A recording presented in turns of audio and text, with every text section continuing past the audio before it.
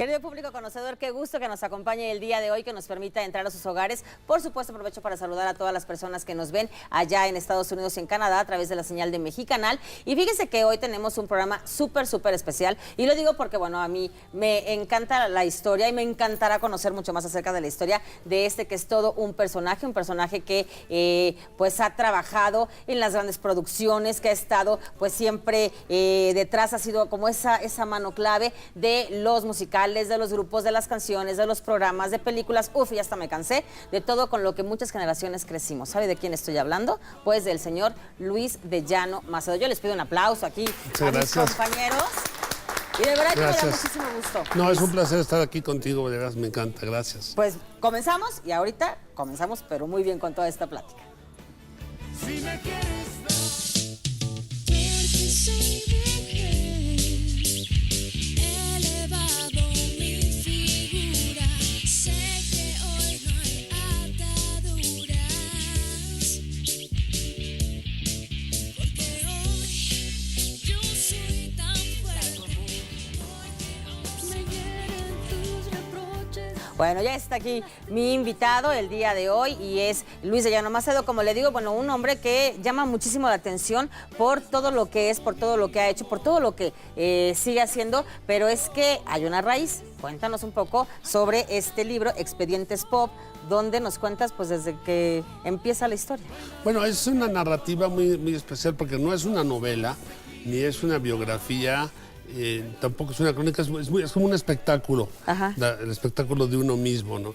Y creo que es un libro escrito para 5 diferentes destinos. Primero, pues el mío, ¿no? De dejarle un legado a mis hijas, a mis nietos, a mi familia. Otro para mis contemporáneos. Otro para los contemporáneos de mi familia, otro para todos aquellos estudiantes de los medios de comunicación que quieran saber cómo es el mundo de atrás de las cámaras un poquito y del teatro y de la música, y otro para el público en general, porque también pues hay cosas ahí que pues tienen muchas anécdotas, hay una mezcla de cosas serias, de cosas dramáticas que me sucedieron, pero lo que es más interesante es que escribir un libro así es como ir al psicólogo o a un analista, ¿no? Sacas todo, lo bueno y lo malo de tu vida y escrito... ¿Es catártico? Pues, totalmente, porque está escrito en un tono muy casual. No me fui a volverlo un libro enciclopédico de información y que se va... No, creo que voy platicándote las diferentes épocas de mi vida en mi infancia, en mi juventud, y luego las diferentes épocas de mi vida en la televisión. En la televisión de los 60s, de los 70s, de los 80s, de los 90s, del 2000, del 2010, hasta el presente, ¿no? Que es este año de cambio tan grande que está pasando en los medios generalmente. Claro. ¿Y por dónde, cómo empieza la historia? ¿De quién es hijo Luis de Llano? Bueno, empiezo contándoles un prólogo muy interesante en que por qué escribí el libro, ¿no? Que ese tiene que disfrutarlo el lector y leerlo porque se va a reír mucho. Y luego, pues sí, empiezo en la base de mis orígenes, de mi familia, de la parte paterna, que mi abuelo fue un general republicano exiliado que llegó a México después de perder la guerra civil en España, de mi abuela, que era una escritora, una dramaturga muy importante, que en los 40 se escribió un libro sobre el divorcio y casi la corren del país. ¿En los 40? En los 40. Se hizo una trilogía, se llamaba, primero eran Nuestros maridos, Quiero vivir mi vida y Divorciadas. Entonces, de la tercera hizo película, hizo obra de teatro, que todavía hasta heredé yo el libro y hice una adaptación que he tratado de hacerla hace bastante tiempo, que se llama Divorciados. Ahora que están tan de moda las series, ¿no? Que dicen ser series cortas, no novelas, pues creo que el tema del divorcio no es nada más el divorcio de lo que te pasa, sino qué pasa con tu vida después de que te divorcias. Y además cuando lo escribió ella, ¿no? Bueno, en esa época en lo que eso no era aceptable, y entonces como que quiero vivir mi vida, ¿quién te dijo que tienes vida? Pues es que de las primeras mujeres liberadas, así que realmente lucharon por la existencia de la mujer inteligente, ¿no? Decía mi mamá que el problema en México es que los hombres creían que las mujeres bonitas eran tontas. Y siguen creyendo. Pues sí, pero resulta que no, que ahora realmente son muy...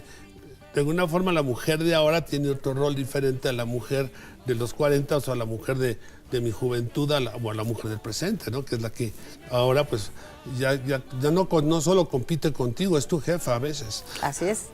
Y bueno, ahí es esta familia pues, donde hay una clara tendencia a, pues ya, escribir, a lo que es este medio, ¿no? Pues mira, sí venimos todos, somos una dinastía. De parte de mi madre, pues mi abuela Julia era escritora, mi madre fue actriz, mi padre fue, pues aparte primero empezó en publicidad, en la radio, luego en la televisión, fundó lo que fue el Canal 2 con don Emilio Azcárraga Vidaurreta, luego fundó lo que fue Televisa, no Telesistema, luego se fue a Televisión Independiente de México, luego se fue a Canal 13 y luego acabó, de alguna forma, regresando a Televisa otra vez y murió a los 97 años, todavía siendo un creativo increíble y todavía trabajando todos los días y creo que le aprendí mucho porque todos los días yo llegaba primero con mi grabadorcita y poco a poco con mi celular, ya cuando podías grabar con el celular llegaba yo y le ponía el celular al lado. Entonces me narraba toda la historia de cómo se fue haciendo la radio en México, cómo se hizo la televisión. Y por el otro lado, mi mamá, pues me llevaba... Luis de Llano Palmer, Rita Macedo. Mi madre me llevaba a los estudios de cine cuando era chiquito y veía yo cómo hacían las películas de entonces. Y luego, pues fui creciendo y ¿qué crees? Que me metí de rock and rollero. Y al meterme de rock and rollero me agarré a mi hermana, la metí de cantante conmigo y la volví cantante de mi grupo. Y luego, pues yo fui mandado a un colegio militar y ella se volvió Julisa. Y Julisa nunca quiso ser Julisa, ella quería ser antropóloga o de alguna forma egiptóloga. O sea, tú fuiste el culpable. Yo fui el culpable que la metió al rock and roll y madre, que era muy visionaria, aprovechó la cosa esta de la música para lanzarla como estrella, ¿no? Entonces, pues hizo muchas películas, hizo mucho teatro y producciones, traducciones, o sea, y luego pues también es mamá de Benny Ibarra y de Alejandro Ibarra, que realmente está muy orgullosa de ambos, y también madre de mi hermana Cecilia Fuentes, que también está por sacar este año, espero, un libro sobre mi madre, que mi mamá le dictaba, y entonces Cecilia lo mecanografiaba, y lo está terminando, pero creo que para finales de año estará terminado ese. ¿Será un libro también donde vaya narrando amores, desamores, su trabajo, su experiencia? Sí, creo que es un libro muy diferente al mío, porque lo escribió mi madre, y lo escribió de su vida, y una vida muy dura, la que narra en su libro desde su infancia en un internado, a cómo se volvió actriz y cómo le fue en el teatro, y su vida con diferentes hombres, y su vida con Fuentes, y su divorcio con Fuentes. Entonces, son libros muy diferentes. Ella tiene un libro muy gráfico, con muchas fotografías. Yo tengo esta versión con libros. Hay libro electrónico también que tiene más fotos, pero yo me fui por el lado más light, como decimos, ¿no? Me fui por platicarte de esa historia que ya no cuentan sobre cómo empezó esta televisión que está ahorita pues, cambiando, porque lo que estoy básicamente al final explicando es que la televisión pues no se acabó, ni se va a acabar nunca la televisión. No. Lo que pasa es que cambió la forma de hacerse, la forma de verse y la forma de venderse. Y que la televisión, pues sigo diciendo que esa televisión de antes está muerta, la televisión viva es la que está pasando en el momento, ¿no? En un programa de este tipo en el que estamos hablando de lo que está pasando ahorita, en el noticiero, en el problema de las elecciones en Estados Unidos, en el partido de fútbol, en la entrega de premios de los Golden Globes o de los Óscares. Esa es la televisión que queda viva todavía, lo demás todo es un chip. Y que se necesita, que la quieres, porque no puede ser que pienses o que se piense que de repente ya todo el internet y los blogueros van a tener los programas y va a ser acaparado. Pues no, ellos quieren estar acá. No, yo creo que aparte hay un público muy grande que sigue siendo fiel a la pantalla, ¿no? O sea, las novelas no se van a acabar. Los noticieros no se van a acabar, los deportes no se van a acabar. Es la forma de verla. Ahora, no todo lo puedes ver en tu tablet o lo puedes ver en tu teléfono inteligente. Lo que pasa es que, y lo digo así como que de repente me surgió de que yo de chico creo que tuve un síndrome de atención bastante crítico, ¿no? Porque era yo bastante distraído y bastante... Un déficit de atención. Así se dice, ¿no? Cuando eras burro te decían, pum, te daban una hora, ahora se llama déficit de atención. Y yo creo que el público está sufriendo un déficit de atención con la televisión. Porque cuando la prendes no te concentras, porque está prendida la luz, porque está el tráfico, porque tienes tu celular, porque enseguida sales de la tele y te pones a chatear al mismo tiempo que ya te vuelves multitask, ¿no? Ya estás haciendo 2 o 3 cosas al mismo tiempo. Y sobre todo los millennials no tienen tiempo de ver televisión. Viven en su mundo de que toda su existencia la tienen metida en su teléfono inteligente y ahí resuelven todo. Ahí se comunican, ahí tienen sus fotos, ahí tienen su música, ahí tienen sus películas, ahí tienen sus amores, ahí tienen sus secretos. Entonces, ahí está el mundo. ¿cómo cambió la ¿Se te tecnología? pierde? Así pasa, ¿no? Sería terrible y a todos yo creo que nos pasaría un poco, no solamente a los millennials, pero lo importante es eso, que existan personas como tú que encuentran, pues, y que han vivido todo este recorrido, todo lo que va sucediendo, qué pasa con la televisión cuando fue creada, qué pasa con la televisión en los siguientes años en los cuales la mamá, la abuelita nos sentaban a ver la novela y estábamos esperando el programa, el de Siempre en Domingo, donde iban a salir todos los Pero es que, artistas. mira, tú veías la televisión en tu casa acompañada. Había Claro. una tele, primero había una sola tele en tu sala, luego hay una tele en cada cuarto. Y resulta que ahora pues tú ves la tele sola. Entonces yo creo que es para hablar de mucho sobre los cambios que vienen en la televisión. Claro, vamos a ir a un corte, ¿te parece? Regresamos súper rápido porque soy mujer, ya vio mi invitado, estoy contenta. ¿Quién es Luis de Llano Macedo? Un productor de televisión y espectáculos con una trayectoria de más de 4 décadas de constante actividad en la industria de la música y el entretenimiento en México. Integrante y heredero de una de las familias con mayor trascendencia en los medios de la radio, la literatura, el teatro, el cine, la televisión, la música y los espectáculos en nuestro país. Es protagonista del desarrollo de la televisión en México, desde Telesistema Mexicano a Televisión Independiente de México y Televisa. Productor de telenovelas emblemáticas, creador de series televisivas que innovaron en su concepto y han permanecido en la preferencia del público televidente hasta el día de hoy. Precursor y promotor de fórmulas y grupos musicales que siguen superando fronteras, generando estrellas y renovando su permanencia a través del reencuentro con un público que trasciende generaciones. Realizador y responsable de grandes eventos del espectáculo en México, América Latina y España, festivales internacionales, entregas de premios y conciertos masivos de las estrellas musicales internacionales de mayor importancia que han visitado nuestros más impresionantes escenarios nacionales. Pionero de las revoluciones y fenómenos musicales de la juventud en México, del rock and roll mexicano, del rock en tu idioma, al surgimiento, desarrollo y éxito de los más destacados grupos y solistas de habla hispana en nuestro país. Es un cronista de varias eras y décadas de la industria del entretenimiento en México y narrador literario de su tiempo, experiencia y actualidad en los medios masivos de comunicación. Es un joven por decisión propia cuya trayectoria y constante interacción con la juventud guía a las nuevas generaciones millennials de comunicadores en la industria del entretenimiento, en esta era de la velocidad, el cambio y la constante transformación de los medios masivos, las nuevas plataformas del entretenimiento. Todo esto es y ha sido Luis de Llano Macedo. Nada más hay algo de lo que ha hecho Luis de Llano. Y entonces nos platicabas, Luis, hace un momento sobre pues todo lo que pues le dio forma a Luis de Llano, ¿no? En el seno de qué familia creció, qué hacían los papás, qué hacían los hermanos, pero creciste de alguna forma pues en el medio artístico. Entonces era como natural que quisieras Pues ser mira, claro, rockero. yo creo que nací en un foro. En la mitad de algún teleteatro, alguna de esas. No, creo que desde muy joven tuve la suerte de que acompañaba yo a mi papá. Mi padre los fines de semana, aparte de ser director de producción, le gustaba hacer programas, dirigía programas. Entonces me llevaba en esos estudios donde las cámaras en blanco y negro todavía eran en vivo, donde la temperatura del foro era como si fuera la playa, del calor de las luces, de que las cámaras, pues de repente se tronaba una cámara y todos lo tenían que hacer con una sola, cuando eran las cámaras de torreta, no había zooms, tenían que moverse de un lado a otro, los actores no tenían, empezaban los apuntadores, ves, los famosos chicharitos. Entonces yo veía eso en el mundo y me quedaba fascinado diciendo, bueno, ¿de qué se trata esto? Yo lo soñaba. Y luego mi madre, cuando yo viví con mi madre, al principio mi padre y mi madre se divorciaron. Julissa se fue a vivir con mis abuelos paternos y yo me fui a vivir con mi abuela materna. ¿Y cuántos años tenías? Pues 2 años, 1 año. Bueno, o sea, ellos pues venían de mundos muy opuestos. Mi padre al llegar a México se conoce, empezó a trabajar en la radio, luego conoce a mi madre, se casan, sale Julissa, nazco yo y luego al divorciarse se va a vivir a Nueva York, a la NBC y a trabajar la Universal, y un día lo llama don Emilio Azcarra, David Urreta, a ver si fundaban el Canal 2, y ahí es toda una historia que está contada en el libro, de cómo empezó la televisión en México, cuando no había camarógrafos, cuando no había técnicos. Entonces mi papá se paraba fuera de la avenida Chapultepec y al que pasaba le decía, a ver, ¿tú qué te gusta? Camarógrafo. Y pasaba otro, y tú, operador de audio.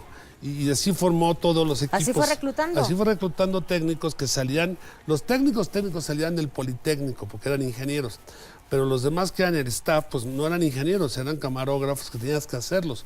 Y tampoco tenía actores, porque los actores todos estaban en la competencia del Canal 4. Entonces iba a reclutar actores exiliados españoles que trabajaban en teatro.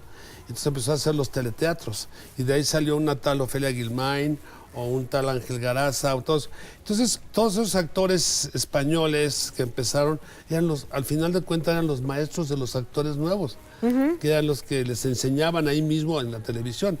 Pero una televisión maravillosa. Y luego me llevaba mi mamá al cine, a los estudios Clasa, a los estudios Churubusco.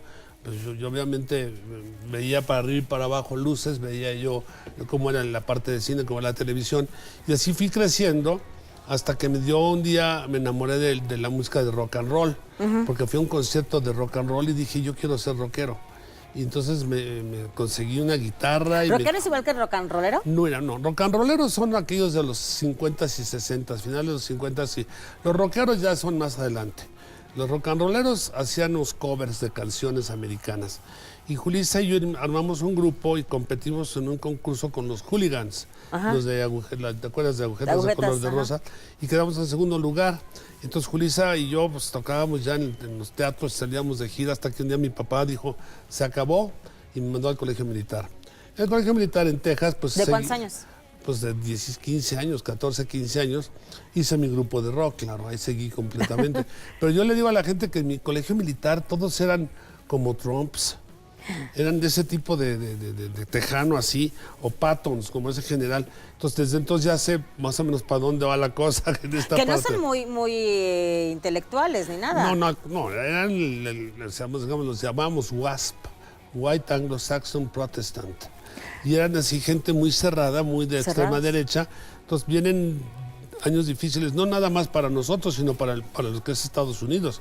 Porque ves que siempre ha habido una actitud muy liberal, muy de todo. Y ahora las cosas, pues no sé cómo van a estar, ¿no? Ya lo comentaremos en otra ocasión. Pero en México, pues nos quedamos en un mundo maravilloso, en el que yo desafortunadamente no viví. No viví los 60s en México, lo viví en Estados Unidos. Y cuando ¿Te llegué... fuiste toda la década? Toda la década me fui al colegio militar y a la universidad a estudiar. Y luego acabé yo de camarógrafo, de floor manager, de jalacables, de Time el Café. Bueno, tú dilo, yo lo hice. Cuando llegué a México me dediqué a hacer promoción y de ahí me volví productor, y haciendo de productor empecé un programa que se llamó La Onda de Woodstock con Sabludowski, y fue el primer programa de videoclips que hubo. Y él era el conductor. Y entonces ahí armamos el Festival de Avándaro, que fue aquí en el Estado de México, y ahí podemos también tener un día un programa entero sobre Avándaro. Sí, por favor. Y en el libro hablo mucho sobre Avándaro, que creo que doy una... ¿Pero qué pasó? Porque Avándaro no iba a ser un festival, era otra cosa, ¿no? El Avándaro era un circuito, era una carrera anual, que se llama el Circuito Avándaro, que pues era una carrera que hacían cada año, hay unos cuates, y un año llegaron unos amigos a decir, oye, queremos hacer una fiesta, aparte de la carrera, en la que hagamos una noche mexicana y que consigas unos grupos y toquen y todo. Y yo no sé de dónde me entró el clic con mis amigos, que soñé ser Woodstock. Entonces al rato ya teníamos organizado todo un monstruo de festival alrededor de algo que nunca esperamos que iban a ir más de 4 o 5 mil personas. Y llegaron 250,000. Y 250,000 que llegaron por razones no políticas. Y 250,000 que llegaron caminando. Y que de repente estuvieron metidos ahí 3 días, y no pasó nada. ¿Por qué? Porque no hubo ni asaltos, ni violaciones, ni nada. Todo ¿Pero el mundo... por qué fue tal locura? Porque pues en esos momentos la parte política de México lo aprovechó de alguna forma para tirarle de un lado a otro en esos momentos, de esas cosas. Veníamos de momentos difíciles del 68 y del 70, del halconazo del 71, pero lo que fue la gente quería expresarse, ese mexicano chavo que venía de la colonia de Polanco, de Las Lomas, acabó pegado con el de Santa Fe o de la colonia Santa Julia, no sé, y acabaron todos siendo iguales, entonces se volvieron lo mismo. Entonces fue interesantísimo el experimento de ver a tantos chavos juntos que de una forma se entendieron, sobrevivieron 3 días, pero al llegar a México la prensa amarilla, pues ya sabrás, orgía de sexo y drogas, ¿no? Sí. No, aparte está la encuerada de Avándaro. Pero es que es mentira, no hubo una encuerada, hubo como 50. La verdad es que ahí de repente era la libertad total de decirle, oye, pues aquí, ¿qué pasa? Que no se vendió alcohol, se acabó la comida, entonces tú llegabas y ya tenías que adaptarte a ser como los demás, porque llovía y estaba todo enlodado, entonces ya al rato eras igual que el de al lado, entonces tenías que comer lo que tenía el de al lado, o de alguna forma hacerle casita a la chava que quería ir al baño, y la verdad, pues no sé cuántos se fumarían o no se fumarían, pero la verdad que no pasó lo que los medios O pusieron. sea, que ahí se vendiera, que ahí estuviera todo Ahí planeado les para la dijeron a monarquía, todos, no. señores, aquí es libre todo, nomás no le compres nada a nadie, porque aquí todo es gratis. Aquí, si te ofrecen es porque es tu hermano, si no, no. Entonces, como que no O sea, hubo- todos eran amor y paz. Pues ¿Era es, toda esa mira, época? esa época en que saludabas, ahora ya no saludes así, saluda así. Porque así, ahora ya lo digital, haces zoom in a tus huellas digitales y te pueden robar tu identidad, ¿no? Entonces, por favor, Ya, señores, amor y así de... No, entonces creo que fue muy interesante vivir todos esos 70s de cambio, ¿no? Contestatarios en el que cambiaba la O generación. sea, pero ahí tú ya tenías todo el liderazgo ya como un productor ahí o estaba Yo en empezaba ciernes. a ser productor, yo era director de promoción del Canal 5, 2, 4, y empezaba yo a producir, y cuando viene a Vándaro, pues regreso, me pusieron la regañada de mi vida, afortunadamente pues se calmó todo, las cintas las guardaron en alguna bodega que ya se perdió, O sea, no hay. no hay más que un video que tengo yo que presto a cada rato a... ¿Y quién te regañó Pues el mero mero, el señor Azcárraga, me dijo, ¿qué hiciste? Pues nada, fui a un festival de música como tantos hay, pues mira el escándalo en que te has metido, y me enseñó el periódico, y dije, caray, pero pues, se fue calmando, pero pasó a la historia, y el otro día que iba yo por la calle de Reforma, en la lateral junto al Seguro Social, ahí en la calle de Toledo, le dije a mi chofer, oye, hace 45 años yo vivía en ese edificio, y hace 45 años que hicimos el Festival de Avándaro. Entonces se dice fácil, hace 45 años lo hicimos y no pasó nada. ¿Por qué? Porque no existen los libros de texto, porque no se habla de eso, como que se quedó ahí escondido en la memoria colectiva de algo que realmente pues nuestros padres se avergonzaban de. Yo pienso muchas veces hacer una película o una comedia musical sobre Avándaro, sería muy divertido. Sí, claro. Pero de ahí me empiezo a volver productor de programas y me gusta mucho la música y entonces me dedico a hacer todos los programas especiales de todos los artistas extranjeros que venían a México. Entonces empiezo a convivir con todos ellos cuando llegaban y estoy hablando de cuando las invasiones que llegaban de españoles o de argentinos y empiezo luego a hacer programas de rock y empiezo a hacer alta tensión y empiezo a hacer otro programa que se llamaba Sábados del Rock y bueno, mi vida rock and rockera, porque yo digo la diferencia entre el rock and roll y el rock es que el rock and roll le cantaba al amor y el rock le canta a la vida. Y es más como Pues romántico, más político, ¿no? el rock and roll. El rock and roll rollero. eran baladitas de amor, ¿no? Ajá. Y el rock ya le está cantando como el Tri a diferentes cosas, ¿no? Pero pues el rock también evoluciona y hasta los años 80 se vuelve rock en tu idioma, es cuando empiezan a tocar rock en español. Y ahí también está todo platicado. Oye, y en este festival de Avándaro, ¿quién fue o cuál fue algún grupo o alguien que haya dicho, chin, me quedé fuera? Y alguien que hubiera así impactado que, wow. Bueno, impactó mucho lo que era el Three Souls in My Mind, que ahora se volvió el Tri. Es el Tri, ¿no? Y Ajá. luego también uno que se llamaba Peace and Love, donde estaba Ricardo Ochoa, que luego hizo Kenny Los Eléctricos, estaba la Revolución de Emiliano Zapata, La Tinta Blanca. Los grupos del momento que eran desconocidos porque no había más que después de los programas de rock and roll, de discoteca Orfeona Gogó, de las chavas que salían bailaban en en las las jaulas. jaulas, todo, pues como que la música del rock en español no estaba muy considerada por la radio y las compañías disqueras. Y luego viene esta cosa de Avándaro en que nos castigan, diciendo que por el crimen cometido en Avándaro, no dejaban que se juntaran más de 4 o 5 mil chavos porque se volvía un peligro nacional. Tener el pelo largo también era como que te veían raro. Entonces, pues pasamos toda una década difícil y en los 80 pues viene el cambio y si quieres platicamos más de eso. Sí, vamos a ir a un corte y regresamos súper rápido. Yo precisamente el tema de Avándaro en Valle de Bravo, en una de las neverías, el dueño pues tiene todas las fotografías y es como, pues ahí nos vamos dando, como nos vamos asomando a ver qué sucedió. Pero fíjese, Avándaro y las producciones y todos los grupos y los solistas, toda la gente que va llegando a nuestro país con toda su influencia musical, y pues dice ya no, con el dedo para poder hacer que todo esto funcione. Muy bien. Vámonos a un corte, regresamos rápidamente porque soy mujer. Luis de Llano Macedo es la tercera generación de la familia de Llano en la radio, el cine, la televisión, el espectáculo y los medios masivos en las últimas 7 décadas. nieto de don Francisco de Llano de la Encomienda, hombre que desafió la guerra y se enfrentó con valentía al destino que lo llevó a México, como muchos de los miles de exiliados que aquí encontraron un segundo hogar. Y de Julia Guzmán, escritora adelantada a su época, quien empuñó la pluma como arma para poder enfrentar los atavismos de una época en donde la mujer decidió ya vivir su propia vida.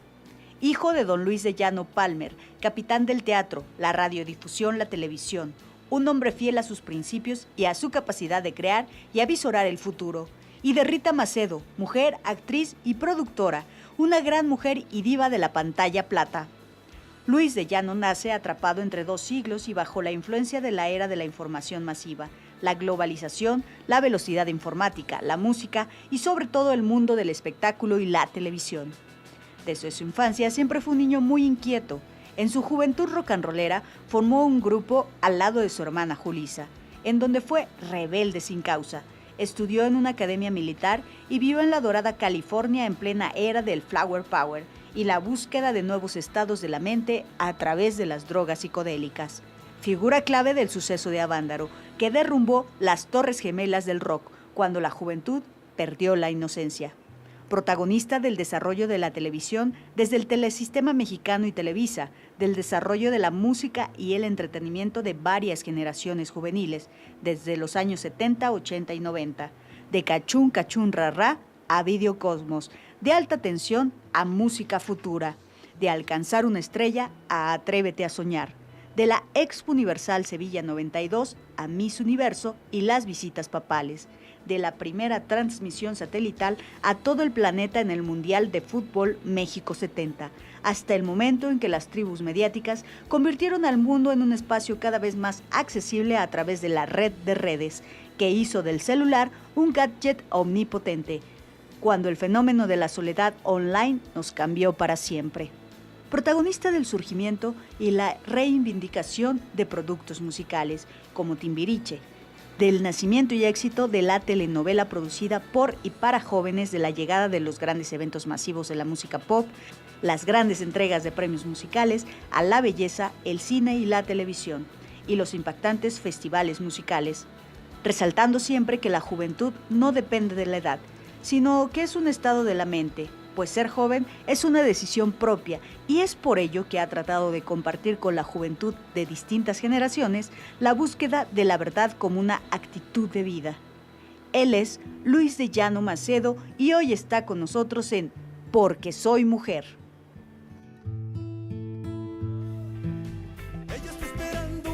A ver, Luis de Llano, entonces andábamos deambulando por los años 70, el Festival de Avándaro, la regañiza que te pone el señor Azcárraga. Y mi papá también. Milmo.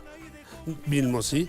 ¿Y tu papá? Y ahí pues empiezo yo a trabajar en hacer programas de televisión con artistas que vienen de fuera. En los 70 me tocó hacer todavía un revival de los grandes años del rock con Enrique Guzmán, Julisa, Angélica María y César Costa, que fue muy divertido. Me toca también hacer una cosa que fue el primer encuentro mundial de la comunicación, donde hice un programa con Liza Minnelli y donde vino Marshall McLuhan y una serie de... Y todos los 70s y esos cambios, porque llegaban artistas, bueno, hay unos que vienen a México ahorita que vivían en México en un exilio especial de España, y yo los llamaba a mi programa, que eran Víctor Manuel y Ana Belén. Y después de que estuvieron aquí hice muchos programas con él, con Serrat, con Alberto Cortés, con todos los que llegaban de Sudamérica y de España. Ajá. Me tocaba. Y ya que también eran como música de rebeldía. Pues era una música protesta, muy protesta en algunos casos, era música muy especial, sobre todo los chilenos, los argentinos y eso. Y cuando de repente llegan los 80s viene un cambio total en toda la música, ¿no? En los 80s se empiezan a formar grupos musicales, se empiezan a llegar las invasiones de rock en tu idioma, se forman rock en tu idioma, cambia la televisión en un sentido de que surgen los cachunes, surge Papá Soltero, surgen, bueno, yo no quería hacer telenovelas todavía. ¿Los cachunes fue que como en el 81? Fue en 81, 82, pero digo, los cachunes vienen de que Julisa produjo Vaselina, la famosa primera Vaselina que todo el mundo vio 40 que mil Alma veces. Muriel. La primera Alma Muriel, estaba Ben Ibarra, bueno, era una primera generación. Y después se hizo muchas versiones. Luego, ya por allá, por 84, 85, hicimos Vaselina con Timbiriche, Sí, claro. que fue la que se volvió más, de alguna forma, más popular entre los chavos. Y el grupo Timbiriche pues surge junto con otros grupos como Las Fresas con Crema, como, bueno, grupos había por todos lados. ¿Por qué? Porque Televisa en ese momento creaba grupos para ser solistas y los solistas volverlos actores. Entonces se volvía, O sea, ya era como la se volvía maquila, pues. una fábrica así de... Lo malo es que casi todos los cantantes pues son malos actores y los actores son malos cantantes. Y luego hicimos dentro de ese tiempo pues programas muy dirigidos a la juventud. Empezamos a hacer programas de rock como Música Futura, sábados de rock, sábados de rock, super rock en concierto. Y yo siempre nunca quité el dedo de la música porque como soy un rockero frustrado, lo acepto, siempre he estado detrás de la cámara tratando de encontrar pues siempre una asociación a eso. Claro. Y sigo adelante con toda esa parte hasta los años 90. Oye, pero nos ibas a contar qué pasa con Cachún. ¿Por qué surge Cachún? Cachún surge porque hicimos Vaselina. La primera etapa. Hicimos una versión de Vaselina en video de 4 capítulos de qué pasaba en Vaselina después de Vaselina. Y se hicieron 4 capítulos donde pues hicimos muchos cambios a lo que era esa historia. Y pues, después de esos 4 como que no agarró mucho porque ya pasó. Entonces empecé a reclutar actores de teatro que eran muy buenos pero tragaños. Entonces empecé a tener a Lupita Sandoval, Alma empezó a llegar Delfina. Alma Delfina, Calixto, que era, y todos esos eran como 30. Y ahí empezó Cachún Cachún Rara. Y Cachún Cachún Rara, que empezó siendo un programa semanal juvenil, pues fue un hit tan grande Sí. que estuvo 400 agotados en el Teatro San Rafael. Hicimos discos, hicimos películas, hicimos gira. Y muchos de ellos, desafortunadamente, pues hay muchas personas ya no existen, ya Sí, pasaron a ¿verdad? mejor vida. Pero sí marcó una generación de gente que fue Cachún. Que dice, oye, fulana fue Cachún, sí, ahí empezó. Y Adela Noriega, ¿no? Adela empezó ahí, Naila Norbit empezó ahí, Daniela Castro empezó ahí, Eugenio Derbez empezó ahí. Entonces, todo el mundo tuvo su inicio en ese tipo de programas que eran muy libres. ¿Y cómo se da esta parte de lo que vas hablando? De los artistas que empezaron ahí. Llegaban, tocaban. Yo recuerdo haber ido a tu oficina muchas veces a tocar la puerta. Muchas. Entonces, ¿qué pasaba? ¿Cuántas personas fueron? Había filas ahí de todo el mundo a entregarle todo a Luis de Llano, todos el Pues currículum, mira, es que las fotos. pasas una época en la que tú te pones de moda en determinado tipo de producción, todo el mundo llega, así como en las novelas. Cuando tú produces una novela, todo el mundo te saluda en los pasillos. Cuando no produces, nadie te saluda. Entonces, yo creo que esa época de los 80 fue una época muy fecunda a crear experimentos. Dejaban experimentar con televisión. Hacíamos los primeros conciertos en vivo en rock que había en México.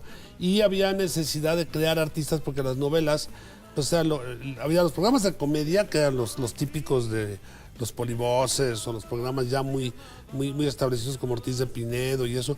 Pero un programa juvenil que tratara cosas de jóvenes que no eran de alguna forma, pues eran fresísimas, lo que tú Sí. quieras. O Papá Soltero, que era una anécdota semanal en que el chavito ponía sus problemas. Ah, pero ese cimentaba valores y Bueno, traía es que era muchas un cosas. formato diferente Sí. porque ahí César tuvo muy hábilmente la idea de traer una psicóloga que nos describía los casos. Pero Cachún duró 10 años al aire, imagínate, Papá Soltero 8 años al aire. Y luego hicimos programas de otro tipo como Videocosmos, que era un programa que era como cultural, pero diferente porque eran cápsulas y era un programa muy divertido. En toda esa época, ¿tú cuántos años tenías? Ay, no puedo decir mi edad. Más me vas o a- menos, dinos. Es que te lo pregunto por lo siguiente, No. porque a veces los jefes consideran a las personas jóvenes de menos de 30, un poquito más de 30, como tontas, como locas, como que no Bueno, se dejan guiar. Y aquí hubo aquí hubo inteligencia aquí hubo una de Azcárraga, liber- Milmo, Vidaurreta. Pues sí, mira, de yo dejarlos hacer. tendría 35, 40 años.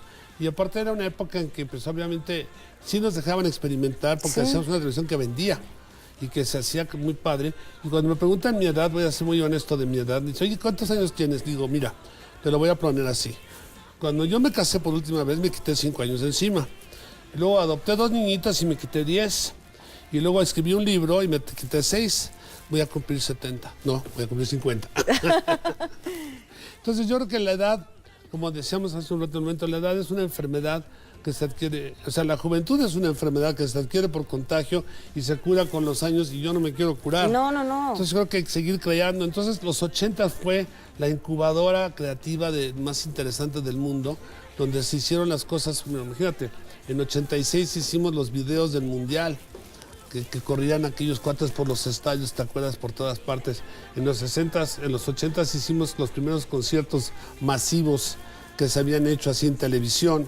Hicimos programas experimentales de muchas cosas, hicimos artistas. Bueno, llegamos de todos los que llegaban, Soda Stereo, Miguel Mateos. Miguel Bosé, además, Miguel Bosé también fue de los empezó primeros especiales con que Daniela hiciste. Romo, cuando empezaba Mijares de corista. Bueno, fue la incubadora de crear artistas y de hacer talento y de hacer cosas importantes, ¿no? Que da pie después a los 90s, donde yo cambio mi formato también a seguir haciendo eso, heredo algunos programas de otros productores y empiezo a hacer telenovelas. Que también de ellas surgen También grupos. surgieron. Ahorita que regresamos nos cuentas cómo surge Timbiriche. Ok. ¿Sí? Vámonos a un corte, regresamos rápidamente. Está interesante, ¿verdad? Se lo dije, porque soy mujer. Ya regresamos en esta plática que tenemos con Luis de Llano Macedo y entonces ya fuimos por los 70, andábamos en los 80. ¿Y qué pasa? ¿Cómo es que se crea el fenómeno Timbiriche? Bueno, el fenómeno Timbiriche es algo especial. Primero, los Timbiriches surgen, yo no los inventé, fuimos muchos que hicimos un equipo para crearlos. Ellos eran los hijos de actores que estaban haciendo novelas y ahí andaban siempre metidos en el foro. El hijo de Julisa, el hijo de la hija de Susana Dos Amantes, el hijo de Marta Zabaleta, en general todos tenían que ver, y eran los groupies de los artistas, ¿no? O sea, cuando venía Miguel Bosé o venía Zabaleta, ahí estaban estos ahí metidos. Ahí estaban Y viéndolos. cuando llega el grupo Parchís, pues se juntan ellos y dicen, oye, queremos hacer un grupo. Y dijimos, ay, por favor, como de juego, ¿no? Pero nos juntamos y nos dijo Víctor Hugo Farri y la Gorita Galindo, que era la que se encargaba de que se portaran bien, de que hiciéramos el grupo. Entonces les preparamos todo un menú de clases y un menú de audiciones y salió el primer disco y salió el primer grupo. ¿Y Entonces, cuánto tiempo se tardó?